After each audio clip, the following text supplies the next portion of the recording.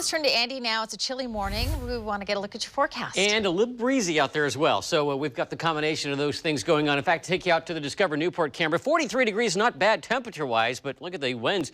East winds 21, gusting up to 28 miles per hour. So that makes it feel a little bit on the chilly side. Now, we also have some fog. We can see that again this morning right here in the valley. Not quite as widespread around the metropolitan area as we had yesterday, but you can see we still have some pretty good batches of fog. Right now, a little bit more up towards the north and to the south. Not too bad as we look east and west of the downtown area here at this point. So winds, as we look out there, really not too bad from most of these areas that are reporting to us. We just have that wind we just talked about down there in Newport, but we are experiencing some isolated cases of some windier conditions in especially parts of the gorge east side of the metro that wide spectrum map doesn't necessarily highlight. 29 PDX, 32 Salem, 34 in Eugene, 32 Hood River, 37 the Dalles, Central Oregon's in the 20s, as cold as right at 20 in Redmond, 19 in Burns right now. Baker's down to 11 degrees, mid-20s for LeGrand and John Day. So the forecast we have at the coast, we will be looking at a sunny day out there, beautiful time, a little breezy, northeast winds 10 to 15 miles per hour. Highs will be in the low to mid-50s.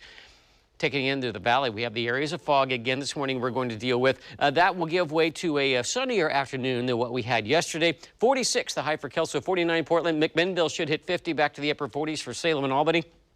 The gorge, we'll see sunny and windy conditions to the west end. In fact, look at those winds out of the east gusting at 50-plus miles per hour. Temperatures going up to 43 Multnomah Falls. They'll have a high of 38 Hood River, 40 the Dalles. We'll see clouds and fog out towards the east end of the gorge. Sunny skies up at Mount Hood today. 44 the high at the pass. 40 Timberline, 42 Meadows.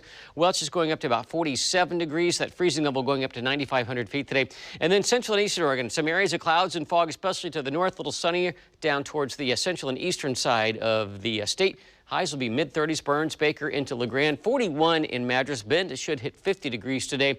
And then that 7-day forecast will have yet another foggy and breezy time for us on Wednesday. High 48, 49 with mostly sunny skies. Thursday, we get to Friday, some fog to hazy to filtered sunshine. 50 for the top temperature. And then over the weekend, we'll see a mostly sunny Saturday, high 49.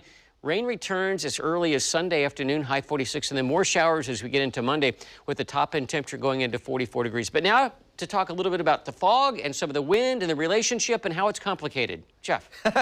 Let's give you a visualization to give you just an explanation of what's going on out there. If you're exposed to the mouth of the Columbia River Gorge and you've stepped outside, I'm sure you've noticed that it's windy out there. What's going on is we're not seeing as much fog this morning around the metro area, and the reason being is that dry east wind is coming in from east to west, blowing out of the gorge, and that's sweeping through the metro area, and that's why the fog is basically non-existent.